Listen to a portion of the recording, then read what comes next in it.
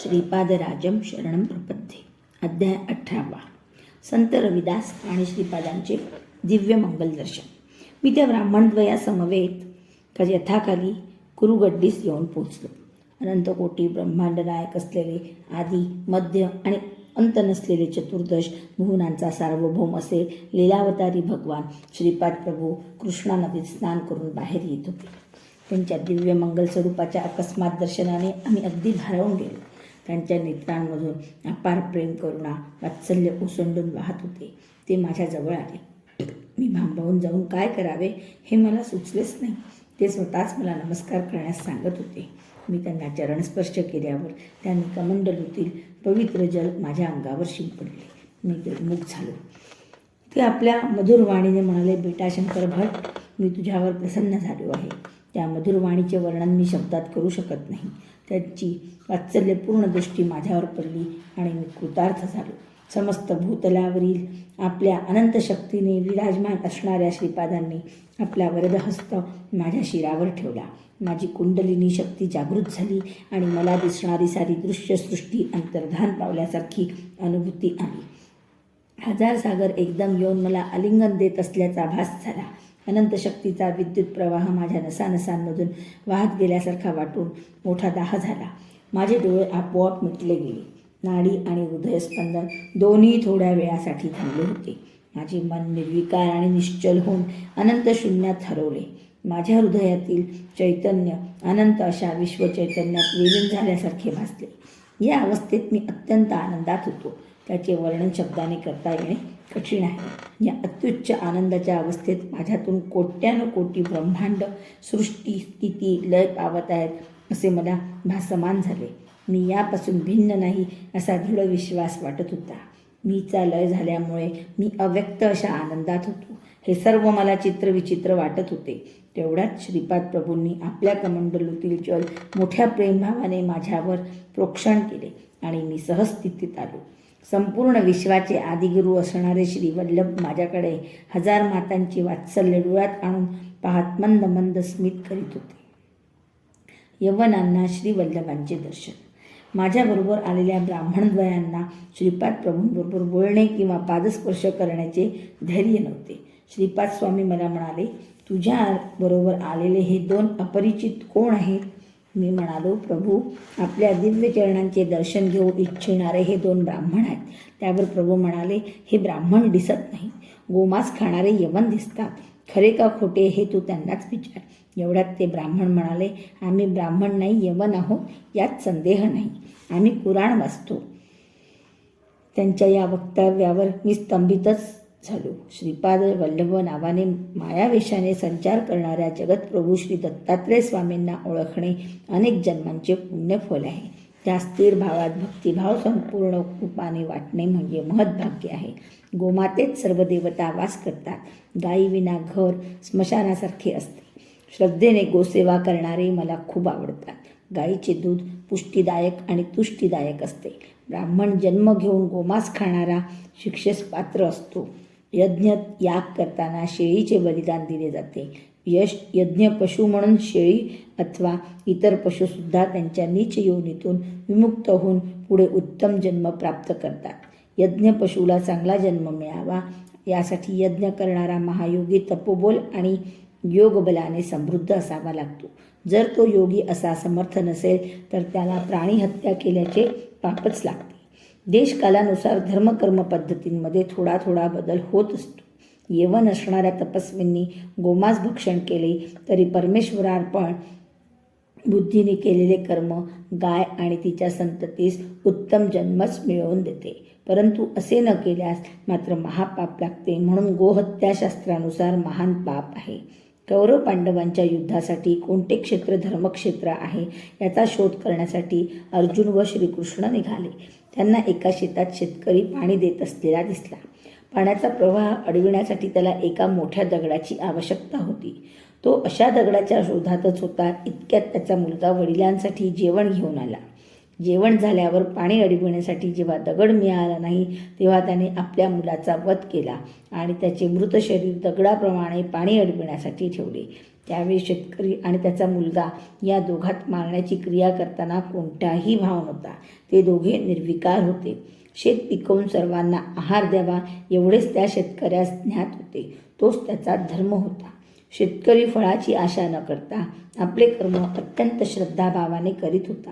या शेताची जागा श्रीकृष्णांनी धर्मक्षेत्र म्हणून निवडली. अरे नाममात्र ब्राह्मणा, गोमांस भक्षण करणे केव्हाही बरोबर नाही.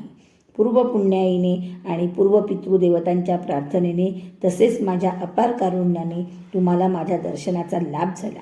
हेच तुमचे महद्भाग्य समजा. तुम्ही केलेला नमस्कार मी स्वीकारत नाही. तुम्ही मला स्पर्श करू नका. माझ्या कमंडलूतील पाणी तुमच्या अंगावर घालणे शक्य नाही. तुम्ही येथून तत्काळ निघून जा. तुम्हाला अन्न वस्त्र मिळण्याची सोय केली आहे. तुम्ही यवन स्त्रीबरोबर विवाह करून यवनाप्रमाणे राहा. तुमच्या हातून मारल्या गेलेल्या गायी पुढील जन्मी तुमची संतती होऊन जन्मास येतील आणि तुमचा छळ करून तुमच्या पैशावर सुखी होतील. माझ्या दर्शनाने पुनीत झाल्यामुळे काही जन्मानंतर तुम्ही बडे बाबा आणि अब्दुल बाबा या नावाने ओळखले जाल. महाराष्ट्रातील शिर्डी गावात श्री साईबाबा नावाचे एक महात्मे अवतरित होतील. ते तुमचा उद्धार करतील. हे माझे बोल काळ्या दगडावरील रेषेप्रमाणे आहेत. असे बोलून प्रभूंनी त्यांना जाण्यास सांगितले.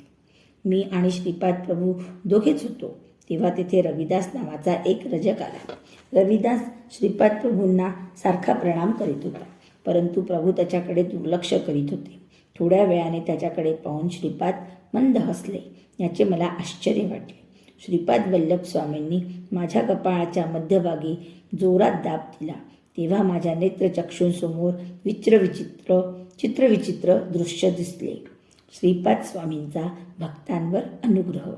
रविदासाची नाव कृष्णा नदीतून कुरुगड्डीकडे जात होती. त्या नावेत एक वेदशास्त्र पंडित बसले होते. इतर अस्पृश्य जातीच्या लोकांचा स्पर्श होऊ नये म्हणून ते एकटेच त्या नावेत बसून जात होते. ते पंडित रविदासाला म्हणाले, मी महापंडित आहे आणि श्रीपाद श्री वल्लभ स्वामींकडे जात आहे. त्यांनी मला बोलवले आहे. तेच तुला नावेचे भाडे देतील. ते ऐकून रविदासाने होकार दिला. नाव मार्ग आक्रमू लागले. बोलण्याच्या ओघात त्या पंडिताला कळले की रविदासाला पौराणिक ऐतिहासिक कथेंची माहिती नाही. तो पंडित म्हणाला, अरे रविदासा, तुला पुराण आणि इतिहासाचे काहीच ज्ञान नाही, म्हणजे तू 3/4 जीवन व्यर्थ घालवले. रविदास ते ऐकून निराश झाला. नाव चालताना एकदमच पाण्याचा वेग खूप वाढला. त्या वेगाने त्या नावेस एक छिद्र पडले व त्यातून पाणी आत शिरू लागले. रविदास त्या पंडिताला म्हणाला, महाराज, आपणास पाण्यात पोहता येते का? पंडित म्हणाला, अरे मला तर पोहता येत नाही. रविदास म्हणाला, महाराज, मला पोहता येते, परंतु तुम्हाला मात्र पोहता येत नसल्याने तुमचे जीवन 100% व्यर्थ आहे. सारखे वाढत असलेले पाहून रविदासाने श्रीपाद प्रभूंचे नाव घेऊन पाण्यात उडी मारण्याची तयारी केली. इतक्यात त्याला पाण्याच्या मध्यभागी एक दिव्य कांती दिसली. त्याने आधी अंत नसलेल्या श्रीपाद स्वामींच्या महिमा वर्णन करणाऱ्या अनेक लीला कथा ऐकल्या होत्या. रविदासाने त्या दिव्य कांतीस अत्यंत श्रद्धाभावाने नमस्कार केला. नावेतील पाणी सारखे वाढू लागले होते. इतक्यात एक महदाश्चर्य घडले. एक अदृश्य हात त्या नावेतील पाणी बाहेर टाकीत होता. पाणी कमी झाले आणि नाव किनाऱ्यावर पोहोचली आणि ते दोघे श्रीपाद प्रभूंच्या दर्शनास आले. रविदास यापूर्वी प्रभूंच्या दर्शनास कधी आला नव्हता, परंतु आज जेव्हा त्याने स्वामींना नमस्कार केला तेव्हा त्यांनी प्रसन्न मुद्रेने मंद हास्य केले. त्या पंडिताकडे मात्र दुर्लक्ष केले. शास्त्र चर्चा करण्यासाठी आलेल्या त्या पंडिताच्या मुखातून एक शब्दही निघेना. श्रीपाद प्रभू पंडितास म्हणाले, अरे पंडिता, तुला अहंकारामुळे योग्य काय आणि अयोग्य काय ते कळेनासे झाले आहे. तू महापंडित असून सद्गुणांचा संचय करण्याऐवजी पापांचा साठाच करून ठेवलास. आपल्या सुशील पत्नीचा छळ करून एका सुखी कुटुंबातील राणीला आपल्या पतीपासून परावृत्त केलेस. त्यामुळे ती तुला सतत शाप देते आहे. तुझी भार्या एक सद्ब्राह्मणी असून मानसिक छळाने क्षोभित झाली आहे. हे सर्व पापकर्म केल्यावर तू माझ्याकडे कसा आकर्षित झालास? तुझ्या पत्रिकेप्रमाणे आज तुझा मृत्यूदिन आहे. आजपासून मी तुला 3 वर्षाचे आयुष्य वाढवून देतो. तू तुझ्या गावी जाऊन दुर्वर्तन विसरून चांगले आचरण कर. तू एक पंडित आहेस, यात शंकाच नाही. तुझ्या विद्वत्तेचे प्रात्यक्षिक दाखवितोस का तुला दिलेले 3 वर्षाचे आयुष्य परत करतोस? तत्काळ उत्तर दे. सर्व ज्ञान संपन्न असलेल्या श्रीपादांचे ते वक्तव्य ऐकून त्या पंडिताच्या तोंडून एक शब्दही फुटेना. जणू काही मुकात झाला होता. त्याच्या मनात आयुष्य वाढावे अशीच इच्छा होती. श्रीपाद वल्लभ स्वामी म्हणाले, तुझ्या मनातील इच्छेनुसार मी तुला 3 वर्षाचे वाढविलेले आयुष्य देत आहे. तू रजकाच्या स्त्रीस जबरदस्तीने पळवून तिला दासी केलेस, परंतु पुढील जन्मात ते रजक दाम्पत्य महाराजांचे सुखवैभवाचा आस्वाद घेतील. तेव्हा तू त्या रजक पत्नीचा दास होऊन त्यांची सेवा करशील. या 3 वर्षात काही सत्कर्म केल्यास अन्न वस्त्रास काही कमी पडणार नाही आणि दुष्कर्म केल्यास नाना यातना भोगाव्या लागतील. मरणापासून तुझे रक्षण करून माझ्याकडे घेऊन येणाऱ्या रविदासाला तुझे सर्व पुण्य मिळेल. त्या पुण्याच्या फलस्वरूप तू माझी सेवा करील, तो माझी सेवा करील. तू तत्काळ या पुण्यभूमीतून निघून जा. स्वामींच्या आदेशानुसार तो पंडित तिथून निघून गेला. रविदास मात्र आश्रमात राहून स्वामींची सेवा करू लागला. तो दररोज स्वामींचे कपडे धुवून आणि आश्रमातील अंगण झाडून स्वच्छ करीत असे. पूजेसाठी फुले आणणे हे तर त्याचे आवडीचे काम होते. श्रीपाद प्रभू स्नानासाठी कृष्णा नदीवर जात असताना तो त्यांना साष्टांग नमस्कार घालीत असे आणि स्वामी त्याचा नमस्कार प्रसन्न मुद्रेने स्वीकार करीत असत. रविदासाच्या पित्याने त्यास एकदा सांगितले की श्रीपाद प्रभू अंतर्यामी असल्याने त्यांना केलेला एक नमस्कार स्वीकार झाल्यास तो 100 लोकांना केलेल्या नमस्काराचे फळ मिळवून देणारा आहे. एकदा रविदास कृष्णा नदीच्या तीरावर उभा होता. त्यावेळी एका मोठ्या नावेत त्या गावातील राजा आपल्या लवाजम्यासह जलविहार करीत होता. रविदास त्या राजाकडे एकचित्ताने पाहत होता. तेवढ्यात श्रीपाद स्वामी नदीत स्नान आटोपून बाहेर आले. रविदासाचे त्यांच्याकडे लक्षच नव्हते. स्वामींनी त्याच्या खांद्यावर हात ठेवून प्रेमाने विचारले, काय पाहत आहेस रे रजका? त्यांच्या मधुर वाणीने रविदास एकदम गोंधळला व स्वतःला सावरीत त्याने स्वामींना साष्टांग नमस्कार घातला. स्वामी म्हणाले, त्या राजाच्या वैभवाकडे पाहत होतास ना? रविदासाने होकारार्थी मान हलविली. ते पुढे म्हणाले, तुला राजा होण्याची इच्छा आहे ना? तू पुढच्या जन्मी विदुरा नगरीचा सध्याचे बिदर म्हणजे राजा होशील. त्यावेळी मी नरसिंह सरस्वती रूपात तुला दर्शन देईल. तो रजक म्हणाला, प्रभू मला राजा होण्याची इच्छा आहे, परंतु आपल्या चरणांची सेवा मला सदैव मिळावी. स्वामींनी रविदासाची ही इच्छा पूर्ण केली. तो मृत्यूनंतर यवन कुलात जन्मला आणि यथाकाली तो विदुरा नगरीचा राजा झाला.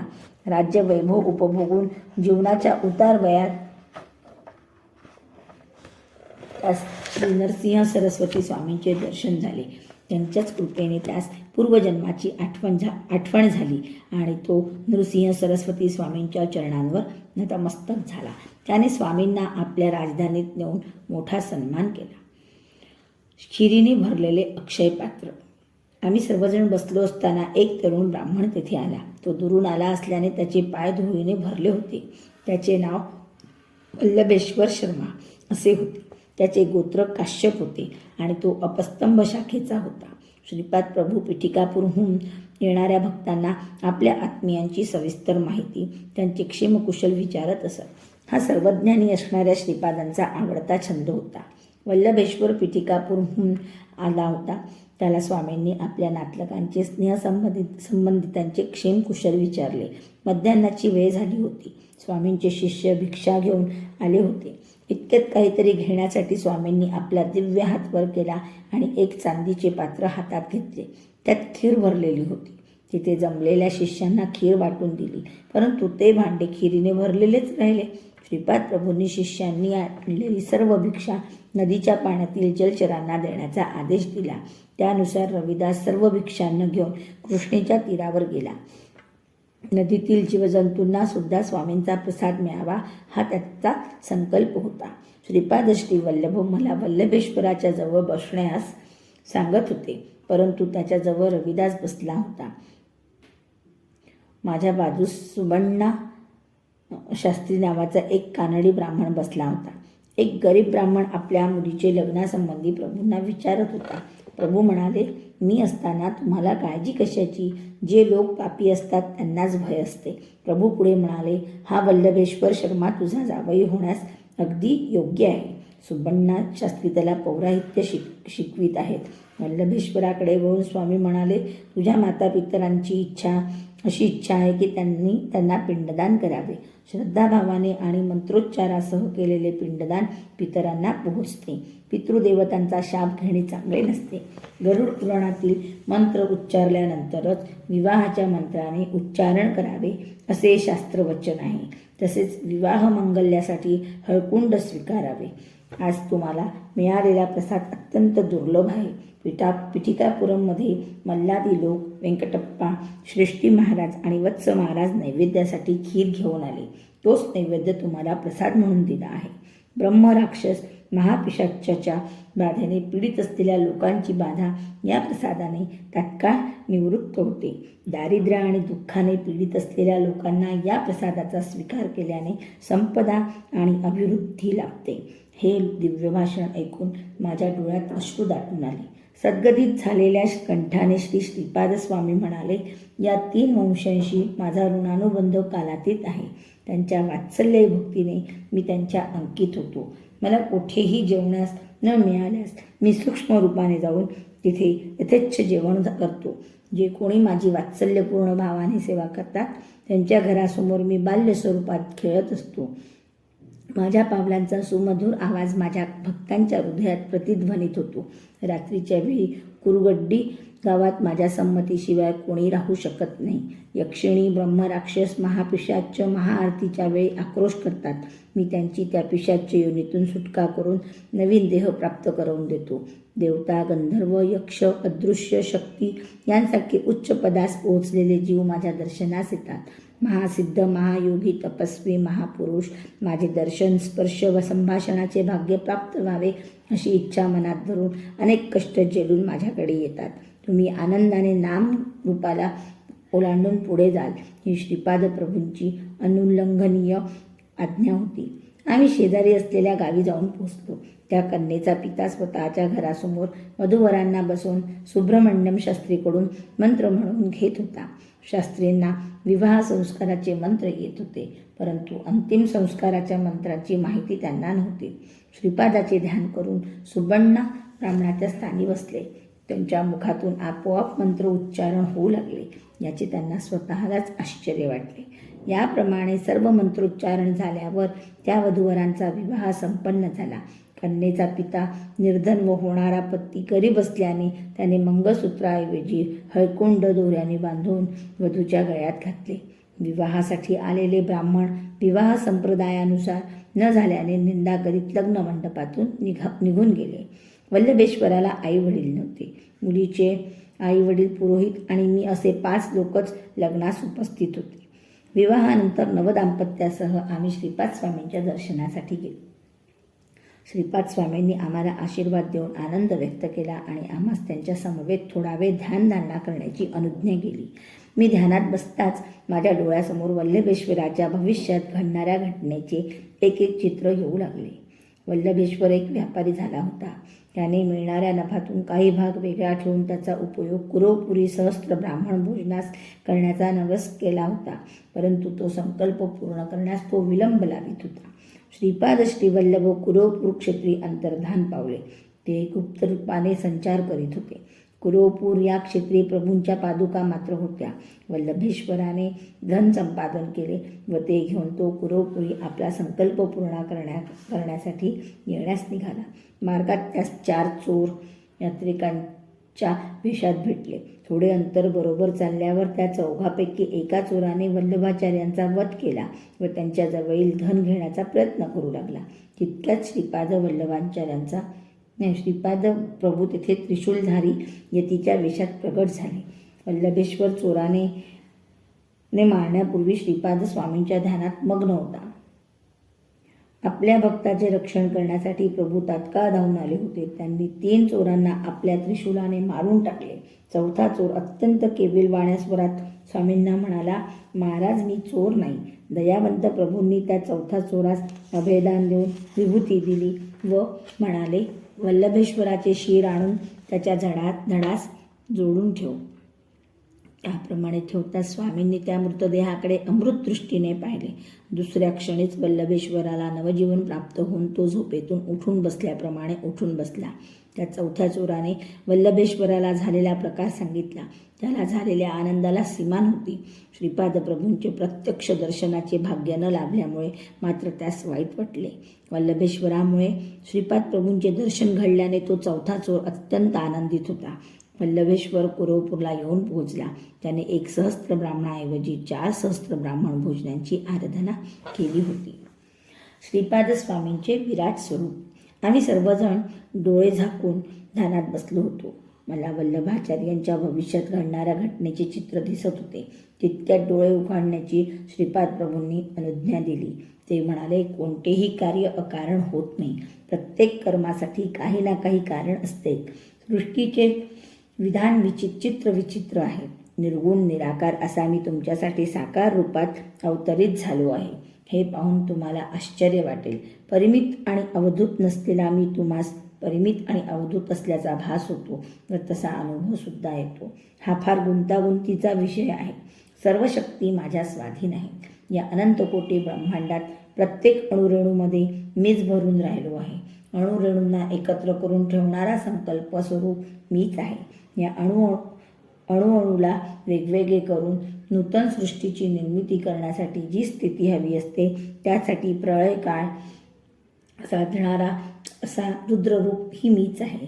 हे ज्ञान आणि हे अज्ञान याचा तुम्हाला बोध करून सर्व जीवांना अनेक प्रकारची माया करून त्यात सर्वांना बंदिस्त मीच करतो. जेव्हा जेव्हा भक्त आर्ततेने माझी प्रार्थना करतात व मला सहाय्यासाठी बोलतात तेव्हा तेव्हा मी सहस्त्रबाहूंनी त्यांचे रक्षण करतो. हे माझे अनादि तत्वही मीच आहे. प्रत्येक जीव मात्रात व्यापून असलेला मी तोच मी. अशा मी मध्ये असलेले शक्तिमत्व, सर्वज्ञता, सर्वांतर्यामित्व तुमच्या दृष्टीला दिसत नसल्याने तुम्ही भ्रमित होता. याचा तुम्हाला अनुभव येऊन तुम्ही मला व्यक्त रूपात पाहिलेत तर आश्चर्य वाटण्यासारखे काही आहे का? परब्रह्मस्वरूप असलेले श्रीपाद प्रभू या प्रकारे समजावून सांगत असताना घंटानाद ऐकू आला. सगळे आश्चर्यकारक मनस्थितीत असताना तो घंटानाद शांत झाला. श्रीपादांची मातृभावना. आम्ही सर्वजण बसलो असताना श्रीपाद प्रभू म्हणाले, श्रीपाद श्रीवल्लभाचा हा अवतार फल देणारा महान अवतार आहे. माझे नामस्मरण केल्याशिवाय कोणताच अवधूत पूर्ण सिद्धी प्राप्त करू शकत नाही. तसेच महान योगीसुद्धा सिद्धी प्राप्त करण्यासाठी माझे नामस्मरण करतात. हे वल्लभेशा, तुझे आईवडील लवकरच निवर्तले आणि तुझ्या नातेवाईकांनी तुला दुमार्गाला लावून तुझी सर्व संपत्ती हिरावून घेऊन तुला भिकारी केले. हे आम्हाला ज्ञात आहे. त्या नातेवाईकांची मुले सुद्धा तुझ्याशी वैरभावाने वागतात हे आम्ही जाणतो. तुझे ते दुष्ट नातेवाईक पुढील जन्मात चोर बनले. तू धन घेऊन कुरगडीस येत असताना त्या चोरांनी तुझे धन लुटून तुला मारून टाकले. तू आमचे स्मरण करताच मी तिथे प्रगट होऊन आमच्या त्रिशूलाने 3 चोरांचा वध केला. चौथा चोर आम्हास शरण आला. त्याचा दोषही अत्यंत कमी असल्याने त्याला आम्ही जीवनदान दिले. श्रीपाद प्रभूंचे हे वक्तव्य ऐकून वल्लभाच्या पत्नीच्या डोळ्यात पाणी आले. ते पाहून श्रीपाद प्रभू म्हणाले, हे माते, प्रत्येक स्त्रीमध्ये आम्हास जन्म दिलेल्या अखंड सौभाग्यवती सुमती महाराणीच दिसते. त्या महान मातेच्या कुशीमध्ये नेहमीसाठी आम्ही बालकच असतो. तू दुःखी होऊ नकोस. मी दिलेले हळकुंड जपून ठेव. तुला या हळकुंडामुळे सदैव सौख्य लाभेल. तू अखंड सौभाग्यवती राहशील. आमचे हे वचन काळ्या दगडावरील रेषेप्रमाणे अटळ आहे. त्याला सृष्टीतील कोणतीच शक्ती बदलू शकत नाही. मला गायत्री मंत्राचा उपदेश करणारे माझे प्रथम गुरु माझे पिताच असून त्यांचे नाव चिरकाल टिकून राहील. आमच्या पुढच्या अवतारात नरसिंह नावाबरोबर सरस्वती नाव जोडून नृसिंह सरस्वती असे नाव आम्हास लाभणार आहे. आमचे आजोबा बापनाचार्युलू यांचे नावसुद्धा अजरामर करण्याचा आमचा मानस आहे. नृसिंह सरस्वती अवतारात आमचे रूप आमच्या आजोबासारखेच असेल. आमचे आजोबा माझे दुसरे गुरु होते. त्यांच्याकडे वेदशास्त्राचा अभ्यास केला. तुम्ही पाहत असलेली ही घंटा एकेकाळी आमच्या आजोबांच्या घरात होती. ती माझ्या संकल्पाने अनेक प्रदेशात फिरून आली आहे. ती भूमीतील भुयारी मार्गाने सुद्धा जात असे. हे शंकरभट्टा, तू रचना करीत असलेल्या तेलुगू भाषेतील श्रीपाद वल्लभ चरित्रामृतातील 18वा अध्याय येथे संपत आला आहे. ती घंटा फिटिकापुरम गावी येऊन पोहोचली आहे. ही घंटा अनेक आकार घेऊन अनेक आकार बदलून माझ्या संकल्पानुसार पुन्हा इथे आली आहे. आमच्या आजोबांच्या स्वतःच्या घरात माझी महासंस्थानाची स्थापना होईल. आमच्या प्रेमाची खूण म्हणून ही जय जय निनाद घालणारी घंटा आम्ही पिठापुरमला पाठविली आहे. श्रीपाद श्रीवल्लभांचा जय जयकार असो. दिगंबरा दिगंबरा श्रीपाद वल्लभ दिगंबरा. नमस्कार.